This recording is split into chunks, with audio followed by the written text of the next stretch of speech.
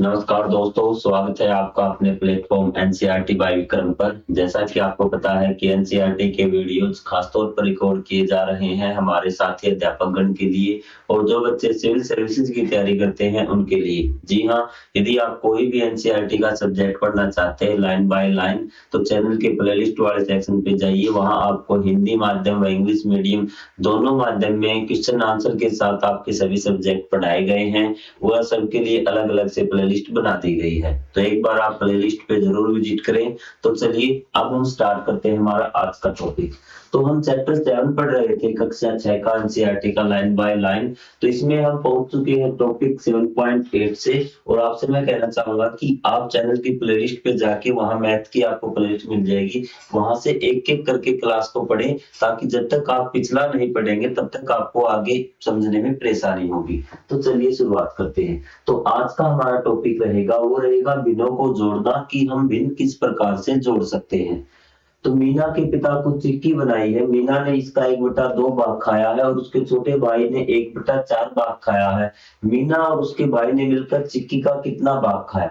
अब आपको मैंने जैसे बताया था कि अगर हमें किसी चीज को जोड़ना है या फिर घटाना है भिन्नों को, तो उनके हर समान होने चाहिए। उनके आपको जो ये नीचे टुकड़े दिए गए हैं ना, इनको अगर हम समान कर लेंगे तो हम इनको जोड़ सकते हैं। अगर हम ध्यान से देखेंगे ना, तो ये देखिए भी कि मैं आपको पहले एक बार यहाँ से समझाने की कोशिश करता हूँ कि आखिर चीजें हमारे साथ घटित क्या हो रही है, तभी आपको चीजें समझ में आएंगी। कि एक ने खाया है 1/2 भाग। कितना खाया है? 1/2 भाग खाया है। तो यहाँ पे मैं लिख देता हूँ कि 1/2 भाग खाया है, और एक ने खाया है 1/4 भाग। ये मतलब एक चिक्की का 1/2 भाग और एक चिक्की का 1/4 भाग। ठीक है, तो चिक्की का ये संपूर्ण चिक्की और भाग 2 किए गए हैं, एक भाग खा लिया गया है। एक चिक्की के 4 भाग कर दिए गए हैं और उसने 1/4 भाग खा लिया। तो देखिए पहले मैं आपसे एक चिक्की बना देता हूँ ना। तो ये देखिए, आपकी ध्यान से आप देखेंगे, ये चिक्की थी, 2 चिक्की अलग अलग चिक्की थी। ठीक है, कि एक बार तो उसने क्या किया कि इसके 2 हिस्से कर दिए, एक भाग उसका खा लिया गया। कितना भाग खा लिया गया? 1/2। आप समझ गए कि 2 भाग किए और 1 भाग खा लिया गया। फिर उसी चिक्की के 4 भाग किए गए हैं, तो इसका 1/4 भाग खा लिया गया है। ठीक है, यदि मैं 2 भागों की लंबाई को यहाँ मेजर कर दूं, तो यहाँ देखिए कितने हिस्से खा लिए गए हैं। तो सर अब आप देखिए कि इसने 2 हिस्से खा लिए ना, तो ये आपके 3 हिस्से हो गए। 3/4 भाग खा लिया गया, तो हमने इसको जोड़ दिया। ऐसे आपने जोड़ दिया। लेकिन यदि मैं इसके क्या कर दूं, अगर हिस्से बराबर कर दूं, इसी सिक्के के भी उतने हिस्से कर दूं जितने इस सिक्के के हिस्से हैं, तो आप आसानी से जोड़ पाएंगे। तो 4 हिस्से हैं ना, तो इसके भी आप 4 हिस्से कर दीजिए। 4 हिस्से करने के लिए आपको 2 से गुणा करनी पड़ेगी। यदि आपने नीचे 2 से गुणा की है, ऊपर से भी आप 2 से गुणा कीजिए, तो कितना आ जाएगा? 2/4। 2/4 कि चिक्की के हिस्से 4 थे, 2 हिस्से इसने खा लिए, और 4 हिस्से थे, 1 हिस्सा इसने खा लिया। कितने हिस्से खा लिए सर? आप कहेंगे सर 3 हिस्से खा लिए हैं, और टोटल हिस्से कितने थे? 4, तो 3/4 भाग खा लिया। आपको आई बात समझ में यहाँ पे? तो आपको हिस्से बराबर करने होंगे, मतलब हर को बराबर करना होगा। अगर हर आप बराबर कर देंगे, तो आप ऊपर वालों को जोड़िए घटाइए, आपका क्वेश्चन बिल्कुल आसानी से हो जाएगा। वो चीज हम सीखेंगे। पहले ये देखेंगे कि इसने हमें किस प्रकार को सिखाया है। तो ये देखिए अब आपका, तो ये बताया गया है, हम दर्शीकरण के माध्यम से उत्तर तक पहुंच सकते हैं। चिक्की का एक टुकड़ा लीजिए, उसे पहले इस तरह 2 हिस्सों में बांटिए, कि ये 2 हिस्सों में बांट दिया जैसे मैंने बांटा था, कि ये आपका चिक्की का एक हिस्सा हो गया। 2 हिस्सों में आपका बांट दिया, तो ये भाग मीना द्वारा खाया गया है कि 1/2, कि ये आपका एक भाग है यहाँ से यहाँ तक, और यहाँ से यहाँ तक एक भाग है। 2 भाग कर लिए, तो चिक्की ने इन 2 भाग में से एक भाग खा लिया, मतलब ये भाग है आपका 1/2, ये भाग इसने खा लिया। कोई डाउट आपको यहाँ तक? ठीक है, अब शेष बचे हिस्से को पुनः 2 भागों में बांटते, जैसे चित्र में दिखाया गया है। यह प्रत्येक चित्र की, इसमें से प्रत्येक टुकड़ा 1/4 भाग होगा। ठीक है, फिर हमने क्या किया कि चिक्की को एक बार, जैसे डिब्बा था ना हमारा, डिब्बे में पूरी चिक्की थी, पूरी चिक्की को हमने 4 भागों में बांट दिया। सेम चिक्की को हमने कितने भागों में बांट दिया? 4 भागों में बांट दिया, कि 1, 2, 3, 4। तो ये आपके 4 भाग हो गए। आपको पता है कि जब हमने 2 भाग बांटे थे, इतना भाग तो उसने क्या कर लिया था, खा लिया था मीना ने। अब हमारे पास 4 भागों में से एक भाग तो किसने खा लिया, आपका एक भाग खा लिया, आपका मीना द्वारा खाया भाग है, और उसके भाई ने 1/4 मतलब 4 भागों में से एक भाग खा लिया। हमने सोचा कि ये भाग और खा गया, 1/4 था ना, 4 भागों में से एक भाग, तो ये भाग खा गया। अब दोनों ने कितना भाग खा लिया, तो ये 3 हिस्से खा लिए ना, ये आपने 3 हिस्से खा लिए, और हिस्से कितने थे, 4 थे, तो 3/4 भाग खा लिया। क्या आपको ये चीज समझ में आई? ठीक है, जैसे मैंने बताया था वैसे इसमें समझाया गया। ठीक है, कुल खाई गई चिक्की 1/2 1/4, तो इस प्रकार से हम जोड़ सकते हैं कि 3/4 भाग इसने खा लिया। तो ये आपको ये चीज आपको समझ में नहीं आ रही होगी कि 1/4 कैसे इसने किया, ये चीज आपको समझ में नहीं आ रही होगी। तो ये देखिए, तो हमने क्या किया कि जो आपके 4 हिस्से किए ना, हमने एक चिक्की ली, ठीक है, उसके 2 भाग कर दिए, एक मीना ने खा लिया, एक भाग उसका, कि ये भाग मीना ने खा लिया, कोई दिक्कत नहीं, खा लिया तो खा लिया भी। ठीक है, फिर 1/4 भाग निकालने के लिए हमने इसी चिक्की को 4 भागों में कर दिया, तो इस प्रकार से ये 4 भाग इसके हो गए भी। तो उसमें से 1/4 भाग उसके भाई ने खा लिया, कि ये वाला भाग था वो उसके भाई ने खा लिया। ठीक है, अब हमें पता चल चुका है कि 4 भाग किए थे, उसमें से 2 भाग तो किसने खाए हैं, आपके मीना ने खाए हैं, और एक भाग उसके भाई ने। कुल कितने भाग खा लिए, 3, तो 3/4 हमारा आंसर आ गया था। फिर कहेंगे सर 1/4 1/4, क्योंकि हमने मिनी के भागों को भी बांट लिया, मीना के भागों को भी बांट लिया। ये भाग कितना था, 1/4, ये भाग कितना, 1/4, और ये भाग 1/4। ये क्या किया गया है, कुल खाया गया भाग आपका आ गया है। तो मैंने कहा जब आपके हिस्से बराबर होते हैं तो आप कितनी समानजन को आप जोड़ सकते हैं, कि 3 भाग खाए गए हैं 4 भागों में से, तो ये बात आपको निकालनी, इस प्रकार से आपको चीजें जोड़ दी। संपूर्ण चिक्की का शेष बचा भाग। अब आपको बताना शेष कितना बच गया। अब तो बिल्कुल आसान है सर, 4 टुकड़े थे, कितने टुकड़े थे, 4 टुकड़े थे, 3 खा लिए हैं, तो सर 1 टुकड़ा बचा है, कितने में से बचा है, 4। आपको आसानी होगी ये करने में, बिल्कुल आसान तरीके से आप निकाल सकते हैं। बताइए कोई डाउट हो, यहाँ पे भी देख सकते हैं, ये भाग बचा हुआ चिक्की का, तो ये एक भाग बचा कितने में से, 4 में से। ठीक है, अब हमें क्या करना है, ऊपर वाली बात समझ में आ गई, समान हर या समान भिन्नात्मक इकाई वाले भिन्नों का जोड़ भी। तो हमें देखना कि जिनका समान हर हो, समान मतलब कि समान टुकड़े किए गए हैं, तो उनमें तो आपको किसी प्रकार की दिक्कत नहीं आनी चाहिए। आइए 2 आयताकार पट्टी दर्शाते हैं, दोनों भिन्नात्मक इकाई समान है, 1/5, प्रत्येक पट्टी को 5 बराबर भागों में बांटिए। तो हमने क्या कर लिया, एक पट्टी ले ली, तो हमने प्रत्येक भाग को बांट दिया, कि 2 सेम पट्टी थी, 2 भाग हो गए, ये 1। अब दोनों भागों को योग छायांकित भागों की कुल संख्या ज्ञात करने के समान, जो प्रत्येक भिन्नात्मक इकाई 1/5 को दर्शाता है। तो ये देखिए 2 पट्टी ये हो गई आपकी, ठीक है सर, 2 पट्टी हो गई आपकी, इसको मैंने मान लिया 2/5। ये कितनी पट्टी है सर, एक पट्टी है जो रंगीन की गई है, 1/5, इसके बारे में बात कर रहा है। तो सर 5 भागों में से 2 भाग यहाँ रंगीन किए गए हैं, और एक भाग यहाँ रंगीन किया गया है। ठीक है, और मैंने बताया था कि इस दोनों संख्या का जो मतलब है वो है कि यहाँ आपको ये नहीं देखना कि कभी कर दो कि 10 भाग हो गए। आपको ये जो भाग मिलेंगे ना, ये एक ही पट्टी के भाग मिलेंगे। क्या मिलेंगे, एक ही चीज के भाग मिलेंगे, कुल भाग यही रहेंगे, इनके साथ आपको कोई बदलाव नहीं करना है। आपको आगे बात समझ। तो सर 2 भाग यहाँ पे रंगीन किया गया, एक भाग यहाँ, कुल कितने भाग रंगीन किए गए, 3 भाग रंगीन किए गए हैं। कितने भाग थे, टोटल 5 भाग थे, तो हमने निकाल लिया। अब बताओ कि कितने भाग रंगीन नहीं है। आपको आगे बात समझ में, ये हो रहा है टोटल, क्या हो गया, टोटल हो गया। तो आइए इसने किस प्रकार से समझाया मैं आपको बता देता हूँ। इस स्थिति में कुल छायांकित भाग 3 है, क्योंकि प्रत्येक छायांकित भाग विधात्मक इकाई 1/5 को दर्शाता है। हम दर्शाते हैं कि 3 छायांकित भाग मिलकर 3/5 को व्यक्त करते हैं। अतः 2/5 प्लस 1/5 3/5, 4/7 और 6/7 को योग कीजिए, योग कर देंगे। टुकड़े कितने हैं आपके, 4, यहाँ पे हैं 10, कितने हैं 6, और यहाँ पे 10, कितने 7 में से। तो हमें पता कि भिन्न समान है, तो हम ऊपर सीधा जोड़ देंगे, ये क्या हो गया 10/7, क्या हो गया 10/7। आइए पुनः दोनों को आयताकार पट्टी में दर्शाते हैं। दोनों भिन्नों को भिन्नात्मक इकाई समान अर्थात 1/7 है, अर्थात प्रत्येक पट्टी को 7 बराबर भागों में बांटेंगे।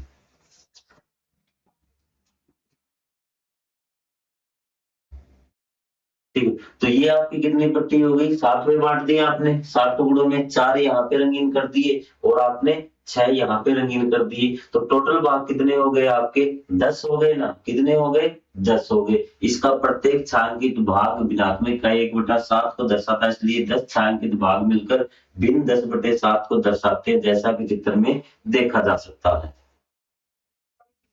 ठीक है, तो ये 10/7 आपका हो गया। अब आप कहेंगे सर ये कैसे लिखा गया है कि 10/7 की 7 में से 10 कैसे हो सकते हैं, तो इसका मतलब है कि आपकी पूर्ण इकाई कितनी बनेगी कि 7 टुकड़ों की एक इकाई बन जाती है। तो 10 में से 7 टुकड़े अगर निकाल देंगे तो कितने बच जाएंगे, 3/7, और 7 की एक इकाई बन गई ना, तो एक इकाई हम पूर्ण रूप में देते हैं कि 1 सही 3/7। तो इसको हम लिख सकते हैं एक इकाई तो पूरी रंगीन कर दी गई है 7 भाग की, और एक 3 जिससे और रंगीन किए गए 3/7 की। पूर्ण किस में होता है, ये एक किस लिए है कि ये 7 की इकाई थी ना, टोटल भाग कितने हो गए, 10 हो गए। कितने हो गए, 10 हो गए।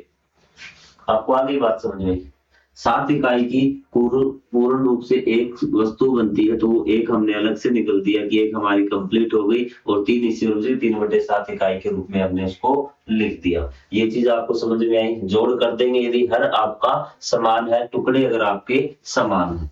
तो चलिए आगे चलते हैं। संख्या रेखा पर 4/7 और 6/7 को जोड़िए, आपको क्या समान उत्तर मिला भी। तो आपको जोड़ना है 4/7 और 6/7 संख्या रेखा पर भी। क्या जोड़ना है, संख्या रेखा पर। तो चलिए जोड़ते संख्या रेखा पर। आप देख रहेंगे संख्या रेखा कैसे बनेगी, तो मतलब 0 से लेके 1 तक आपके कितने हिस्से किए गए हैं, तो सर 1 से लेके हमारे कितने हिस्से किए गए हैं, हमारे हिस्से किए गए हैं 7। कितने, 7।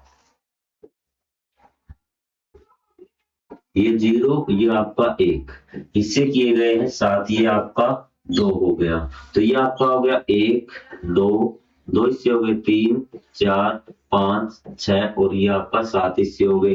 ठीक है, इसमें भी उसी प्रकार 7 कर देते हैं, 1 2 3 4 5 6, 7 हिस्से हमने इसे कर दिए। तो ये था आपका 4/7। तो 4/7 कितना, 1 2 3 4, ये आपका आ गया 4/7। क्लियर है। अब 6/7 मतलब 6 हिस्से और जोड़ने हैं हमने, इसमें कितने हिस्से जोड़ने हैं, 6 हिस्से और जोड़ने हैं। तो 1 2 3 4 5 6, 6 हिस्से हमने जोड़ दिए, यहां तक जोड़ दिए ना। तो यहां से यहां तक कितना हो गया आपका 6/7, और ये कितना था 4/7। कितना था 4/7, क्योंकि हमने 4 हिस्से जोड़े थे, 1 2 3 4। ये आपका 4/7 में निकाल देता हूं, यहां से लेके यहां तक। अब दोनों जोड़ दिए, जोड़ने के बाद जो ये इकाई आई है पूरी, ये देखिए कितनी आई है। तो हम जोड़ेंगे 1 2 3 4 5 6 7 8 9 10। तो ये आ गई आपकी 10/7। तो बताइए क्या है। फिर आप देखेंगे कि सर एक इकाई तो यहाँ तक पूरी हो गई, एक इकाई पूरी हो गई ना, क्योंकि हमने 7 टुकड़े किए थे, एक इकाई पूरी हो गई, तो 1 लिख दिया। प्लस में कितने हिस्से आ गए, 1 2 3, तो ये 3/7 और हमारा आ गया। 7 क्यों लिखा, क्योंकि हमने एक इकाई के 7 टुकड़े कर रखे। ये भी सही आंसर है और आपका ये भी सही उत्तर है। कोई डाउट हो तो आप बताइए, और इस प्रकार एक बार करके देखिए, बताइए भी। बिल्कुल आराम से प्यार से आप समझने की कोशिश कीजिए, और इसी प्रकार आप बच्चों को समझाइए भी। ये हो गया, आप करके दिखा देंगे, कोई डाउट नहीं।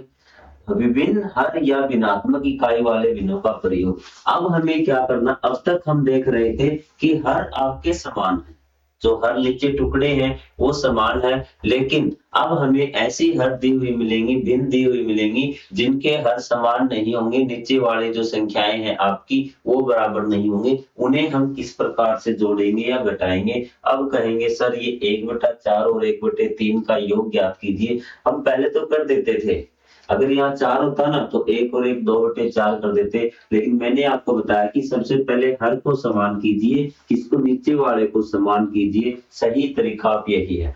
तो आप कैसे करेंगे इनका उभयनिष्ठ गुणज, जैसे हमने पिछले क्लास में किया था ना उभयनिष्ठ गुणज, तो वैसे ही आपको करना है। 4 लेना है, 4 की टेबल गाड़ी है, 4 एकम 4, क्या 3 की टेबल में आता? नहीं। 4 दूनी 8, 3 की टेबल में नहीं आता। 4 3 12, 12 आता है आपका 3 की टेबल में, तो हम इन तीनों को 12 बनाएंगे। क्या बनाएंगे? 12 बनाएंगे।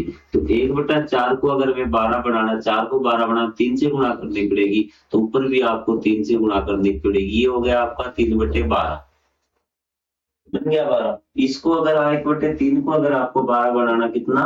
1/3 को, तो 3 को किससे गुणा करनी पड़ेगी? 4 से, तो ऊपर भी आपको 4 से गुणा की थी, तो ये आ गया आपका, क्या बन गया? 4/12। क्या बन गया? 4/12। अब आप इनको आसानी से जोड़ सकते हैं। ये क्या होगी? इसकी तुल्य भिन्न हुई है। क्या हुई है? तुल्य भिन्न हमेशा बराबर होती है, और तुल्य भिन्न आपको मैंने बताया था कि जिसको इससे गुणा करो उसी को, दोनों को सेम से गुणा करनी है, तुल्य भिन्न आएगी। तो एक किस्म से हमने वे तुल्य भिन्न बनाई है दोनों की, जिसमें इनका हर क्या हो? सेम हो। हर क्या हो? सेम हो। अब इनको जोड़ना आसान होगा भी। 3/12 प्लस में 4/12, तो इनका आंसर क्या आएगा? कि सर ये तो बिल्कुल आसान हो गया। टुकड़े तो हमने किया कि ये 12, इसमें 3 टुकड़ों की बात की गई है, इसमें 4 टुकड़ों की बात की गई है। ये 7/12 आपका हो गया, बिल्कुल आंसर आ गया। विभिन्न भिन्नात्मक इकाइयों वाले भिन्नों को जोड़ने से पहले भिन्न का समान हर या समान भिन्नात्मक इकाई वाले तुल्य भिन्न में बदलेंगे। ये दोनों बात सेम कही गई है। समान हर का मतलब कि नीचे वाली सेम होनी चाहिए हर संख्याएं, ठीक है। दूसरा कहा समान भिन्नात्मक इकाई वाली तुल्य भिन्नों में बदलेंगे। भिन्नात्मक इकाई उनकी क्या होनी चाहिए? समान होनी चाहिए। भिन्नात्मक इकाई मतलब ये आपकी भिन्नात्मक इकाई इसकी कितनी है? 1/12। इसकी भिन्नात्मक इकाई भी कितनी है? 1/12। कितनी है? 1/12 के ऊपर आपका 1 होना चाहिए, नीचे 12। सेम बात इसमें कही है। अर्थात हम भिन्नात्मक इकाई 1/12 वाली तुल्य भिन्नों में ज्ञात कर सकते हैं। हमने तुल्य भिन्न ज्ञात कर ली और आंसर भी हमारा निकल चुका है। अब ये देखते हैं ये आपको किस तरीके से सिखा रहा है। प्रत्येक दी गई भिन्न के लिए तुल्य भिन्न लिखिए, जिसमें तुल्य भिन्न हमने लिखी 4 से लिखी 3/12, 1/3 से 4/12। लेकिन इसने आपको क्या किया है? देखिए ध्यान से बताओ। 1/4 की इसने आपको तुल्य भिन्न लिखने के लिए कहा है, तो तुल्य भिन्न आप 1/4 के लिए लिखेंगे तो क्या हो जाएगा? पहले 2 से गुणा करेंगे 1/8, फिर 1/12 हो जाएगा। सॉरी 2 से गुणा करेंगे 2/8, ये 3/12 हो जाएगा। 3 से तुल्य भिन्न लिखनी आती है आपको। और आगे लिखेंगे तो 1 को 4 से गुणा करेंगे 4, 4/16। इस प्रकार से 1/4 की आपने तुल्य भिन्न लिख ली। फिर आपको 1/3 की तुल्य भिन्न लिखनी है, 1/3 की। ये आ जाएगा 2/6, 3/9 और आपका 4/12 और आपका 5/15 कि आपको इसको 1 से गुणा करनी, फिर 2 से दोनों संख्याओं को तुल्य भिन्न आती है। तुल्य भिन्न आपने निकाल ली। फिर आपको देखना है कि इसकी भिन्नात्मक इकाई सेम होनी चाहिए, मतलब हर बराबर होना चाहिए। हम देखते हैं कि हर किसमें बराबर है? सर हर तो इसमें और इसमें बराबर है, तो मतलब इन दोनों को हम जोड़ देंगे। तो यही आपको करना है, 4/12 और आपका 3/12 आ गया। इन दोनों को जोड़ दीजिए और टुकड़े समान है तो ऊपर। अब ध्यान रखना कि जितनी भी ये भिन्नात्मक आपकी आई है तुल्य भिन्न, ये सारी बराबर है। क्या है? सारी बराबर है। हम इसमें से कोई भी उठा सकते हैं, ठीक है। लेकिन हमें जोड़ना तो वो भिन्न उठानी है जिनका हर क्या हो? समान हो, ठीक है। हर समान किसका होगा ये मैंने आपको बता दिया कि आप जो बड़ी संख्या उसको उठाइए, उसकी टेबल गाइए और ये देखिए कि दूसरे वाले पहाड़े में ये चीज आती है या फिर नहीं आती। जैसे हमें इसको उठाना था, क्या करना था? हमें 3 और 4 दिया हुआ था ना। क्या दिया हुआ था? 3 और 4। आपको क्या करना है? 3 और 4 में 4 उठा लिया, 4 एकम 4, 3 के पहाड़े में नहीं आता। 4 दूनी 8, 8 भी नहीं आता। 4 3 12, 12 आता तो हम इसको 12 बनाने की कोशिश करेंगे। कितने करेंगे? 12 बनाएंगे और इसको भी 12 बनाएंगे।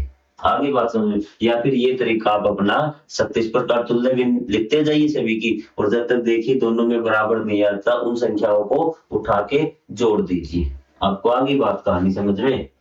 तो चलिए भी योग की विधि कितने भी भिन्नों को जोड़ने के लिए काम करती है? सामान्यतः पहली बार ब्रह्मगुप्त द्वारा, इसको क्या बोला गया था? ब्रह्मगुप्त ने क्या किया था? 628 ईस्वी में ये विधि बताई थी। कब बताई थी? 628 ईस्वी में इसको जोड़ना बताया था।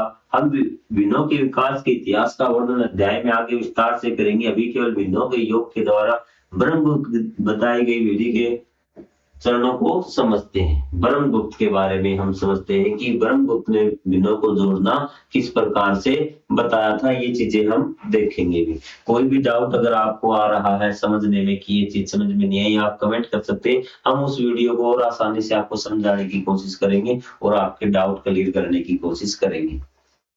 भिन्नों के योग के लिए ब्रह्मगुप्त विधि भी। तुल्य भिन्नों को ज्ञात कर दीजिए ताकि सभी भिन्नों की भिन्नात्मक इकाई समान हो गई। ठीक है, सबसे पहले क्या है? तुल्य भिन्नों को ज्ञात कीजिए ताकि सभी भिन्नों की भिन्नात्मक इकाई समान हो। यह हरों का एक उपघनिष्ठ गुणज ज्ञात करके किया जा सकता। उदाहरण, हरों का गुणनफल या हरों का लघुत्तम सार्वत्रिक गुणज लीजिए भी, चाहे आप उसको कम कर दीजिए, चाहे उसका सार्वत्रिक गुणज लीजिए, चाहे सार्वत्रिक गुणज मतलब एलसीएम की बात आपकी हो रही है। ठीक है, समान भिन्नात्मक इकाई वाली तुल्य भिन्नों को जोड़िए। यह अंशों को जोड़कर और हर को समान रखकर किया जा सकता है। यदि आवश्यकता हो तो प्राप्त परिणाम को न्यूनतम पदों में लिखिए। आइए ब्रह्मगुप्त द्वारा एक विधि का उदाहरण लेते हैं। ब्रह्मगुप्त ने कैसे भिन्नों को जोड़ना बताया था अभी। सबसे पहले देखिए, आपने 2/3 और 1/5 का आपको योग ज्ञात करना है। तो सबसे पहले दिए गए भिन्नों के 3 और 5 का लघुत्तम सामान्य गुणज ले। लघुत्तम सामान्य गुणज, लोवेस्ट कॉमन मल्टीपल आपका क्या आएगा? 15 आएगा। और आपको निकालना, आप 6th क्लास में शायद आपको अभी तक इन चीजों के बारे में ज्ञान नहीं, जब थोड़ा सा आप और पढ़ लेंगे तो आप ऐसे निकाल सकते हैं बिल्कुल आराम से। आपको जोड़ना है सर 1/3, सॉरी 2/3 और 1/5। क्या जोड़ना आपको? 2/3 और 1/5 आपको जोड़ना है 2/3 और 1/5। ब्रह्मगुप्त की विधि में आपको बताता हूँ। सबसे पहले आपको इनका सारो गुणज लेना होगा। सारो गुणज मतलब जो इसका भी गुणज हो और इसका भी गुणज हो, सबसे छोटा। ठीक है, तो हम ये टेबल उठाएंगे, बड़ी शॉर्ट तरीका आपको बताता हूँ। 5 की टेबल गाएंगे, 5 एकम 5। क्या 3 की टेबल में आता है? सर नहीं आता। 5 दूनी 10। क्या 3 से भाग जाएगा? सर नहीं जाएगा, तो 10 को छोड़ दो। 5 दिए 15, 15 जाते ही आपने देखा सर ये तो 3 से भाग चला जाएगा, तो आपका सारा गुणज क्या हो गया? 15। तो आप इस प्रकार से सारा मतलब सबसे छोटा। वैसे अगर बात करेंगे ना 30 की, तो 30 भी जाएगा, 15 भी जाता है, आपका 45 भी जाएगा, आगे 60 भी जाएगा, लेकिन आपको लेना लघुत्तम सारा गुणज मतलब सबसे छोटा। सबसे छोटा लेना, तो 15 हम लेंगे। अब हम देखते हैं, अब हमें क्या करना है अगला स्टेप, कि इसको भी 15 बनाना है और इसको भी हमें 15 बनाना। तो बनाए, तो हमें सर इसको 15 गुना तो 5 से गुना करना पड़ेगा और इसको भी हमें 5 से गुना कर देंगे, क्योंकि हमारा रूल है कि दोनों एक साथ बैठे हैं तो ये नाराज हो जाएंगे, आपने अलग अलग काम दोनों के साथ किया। तो दुर्व्यवहार नहीं करना, भेदभाव नहीं करना। तो इसको भी 15 बनाना है। 15 बनाने के लिए 3 से भेदभाव करना नहीं है, इसको भी 3 से। आगे बात समझिए। अब इसको लिख लीजिए, ये कितना हो जाएगा? 2 पंजे 10 बटे में 15, और ये कितना हो जाएगा? 3 बटे में 15। हाँ श्रीमान जी बिल्कुल सही है, हमें समझ में आ गया यहाँ तक। अब आपको क्या करना है कि इसको तो सेम रखना, कोई इसमें परिवर्तन नहीं करना। हर में ये 15 का 15 नीचे आ जाएगा और ऊपर वाले को जोड़ दीजिए। 10 और 3 13 बटे 15, इनका जोड़ हमने कर दिया। सेम ऐसे इसमें 2 पंजे 10, इनके आपके 3 बटे 15 किया, 10 बटे 15, 3 बटे 15, 13 बटे 15। शायद मैथ में आपको समझ में ना आ रहा हो कि किस प्रकार से किया गया। पहला काम आपका, जो उनके हर है उनका सारों गुणज निकालना, और फिर जो आपके नीचे हर दिए गए सबको सारों गुणज में बदलना। ये ब्रह्मगुप्त की विधि थी। 1/6 और 1/3 का अब आप खुद करेंगे, देखना बिल्कुल आसानी से कर देंगे। आपको 1/3 और क्या करना है? 1/6 का योग करना है। क्या करना है? योग करना है। तो सबसे पहले आप क्या करेंगे? लघुत्तम सारों गुणज निकालेंगे। तो आप कहेंगे सबसे बड़ी संख्या ले ली 6 एकम 6। क्या 6 3 की टेबल में आता है? 6 3 से भाग जाता है? हाँ जी जाता है। तो आपको सारों गुण जो मिल गया आपका कितना? 6। क्या मिल गया? 6। क्या मिल गया? 6। मैं साइड में लिख देता हूँ एक बार ताकि आपको ये चीजें क्लियर हो जाए। तो सर हमें सारों गुण तो 6 मिल गया। अब इसको भी 6 बनाना, इसको 6 बनाने के लिए 2 से गुणा करनी पड़ेगी। ऊपर वाले के साथ भी भेदभाव नहीं करना, ऊपर भी आपको 2 से गुणा करनी पड़ेगी। सर ये तो पहले से ही 6 है, इसका तो कोई हमें प्रयोग करना ही नहीं। तो ये कितना हो जाएगा आपका? 2/6 हो जाएगा। ये आपका कितना हो गया? ये 1/6 ही रहेगा। अब आप दोनों को जोड़ सकते हैं। हाँ सर जोड़ सकते हैं। 2/6 प्लस में 1/6।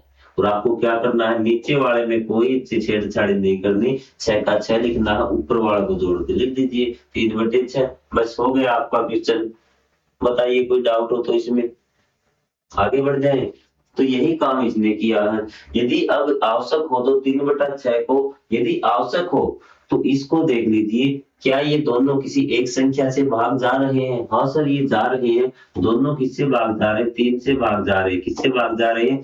3 से भाग जा रहे हैं। तो 3 से हम भाग कर देंगे। 3 एकम 3, 3 दूनी 6। तो इसका उत्तर आ जाएगा आपका 1/2।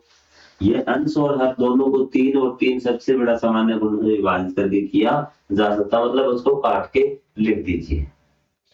क्लियर है चीजें आपको? कोई डाउट हो तो आप बताइए भी कि हमें ये चीज समझ में नहीं आ रही यहाँ से। तो मैं आपको सारी चीजें बिल्कुल बेसिक से, इससे बेसिक नहीं हो सकता है। तो ये आपको सार्वगुणज की विधि का प्रयोग करके आइए पता लगाते हैं। तो ये हम सीखेंगे अगले इसमें, अगले पार्ट में। आपको पार्ट 1 मिल जाएगा। ये जो एक्सरसाइज है इसका आप प्लेलिस्ट में जाइए, वहां से आपको, उसमें हम सिर्फ करेंगे आइए पता लगाइए। ठीक है, ब्रह्मगुप्त विधि का प्रयोग हम उसमें सीखेंगे भी। कोई डाउट आपको? कोई डाउट हो तो आप कमेंट करके पूछ सकते हैं। तो मिलेंगे हम अगले पार्ट में। तब तक के लिए जय हिंद, जय Bharat. Thank you very much.